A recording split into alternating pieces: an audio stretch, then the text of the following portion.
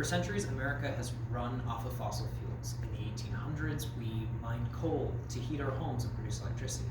In the 1900s, we refined oil into gasoline to power our cars and heavy machinery. Today, the exportation of these fossil fuels has turned America into an economic powerhouse, allowing us to lead the lives that we live today. However, in recent decades, with the discovery of global warming and climate change, there has been a resounding push for the creation of clean energy. Given current economic data, technological shortcomings, and cultural complications, the US isn't ready for 100% change to clean energy, yet, at least.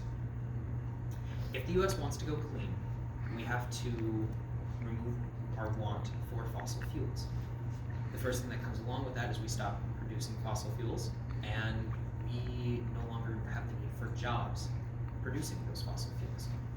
According to the United States Energy and Employment Report, a report created by the Department of Energy in November of 2019, they attribute 1.1 million jobs to the production of fuels and its sales. Now, if we were no longer producing, these 1.1 million jobs would have nowhere to go, and could expect to see rolling layoffs as time went on. Now, these wouldn't happen overnight, but they would certainly happen much faster than these people could retrain, as a majority of them have 2 to 4 year degrees in their respective fields. If we want to move forward from that, energy production has to fill in that 1.1 million job gap, which it can't do at this very moment. Moving forward, not only do people suffer from removing fossil fuels, but the nation as a whole does. According to the Energy Information Administration, a subdepartment of the Department of Energy, $8 billion comes into the US from the sales of fossil fuels. Now, when talking about government, these $8 billion isn't a massive amount. It's not going to pay for the military by itself, and it's not going to pay for Social Security. But it's not something you want to throw away either. This is $8 billion that is less for schools, less for roads and our crumbling infrastructure, and other government programs. In turn, this newly created deficit would have to come from somewhere. And again, it's not going to come from military or Social Security, at least not by proven records. Now, those are big pictures. Let's go ahead and look a little bit closer to home. One of the leading contributors to CO2 emissions is cars, and the proposed solution is a full switch to electronic vehicles. Now, sadly, these electronic vehicles are more expensive up front, have shorter ranges, and have higher maintenance costs than their gas counterparts. According to EnergySage.com, a website dedicated to the analysis and the collection of clean energy alternatives, an electric vehicle is more expensive to maintain due to its constant need to replace the complex battery packs in electric vehicles. And compounding onto that is in cold weather climates like we have here in the United States, those battery packs need to be replaced even more often on top of the standard maintenance that comes with owning a vehicle.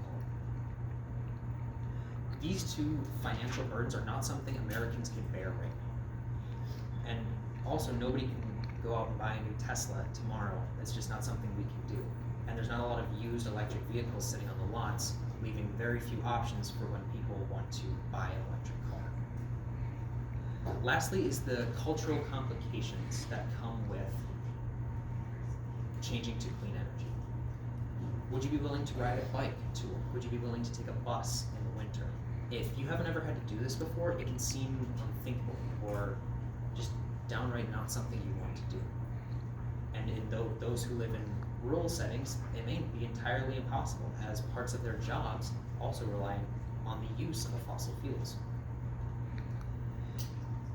If you aren't used to it, it's not something that you want to do. That creates the mentality of, I have an excuse, or I'll be the only one doing this.